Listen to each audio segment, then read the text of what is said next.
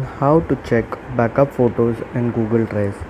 Let's not waste any more time and head to the video. Before we head to the video, make sure to hit the subscribe button as it helps the channel grow. Now let's head to the video.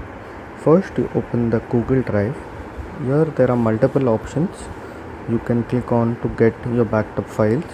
But first you have to click on the bottom right on files and you have to click on computers. If you have here, I have not synced any things from my computer to my Google Drive, but if you have synced it, here you'll find an option of backing it up. The second thing that you can do is on the top left you'll find an option of these three lines. Click on that. Once you click on that, here there is an option of backup. Here last it was completely backed up. When was the last backup that happened?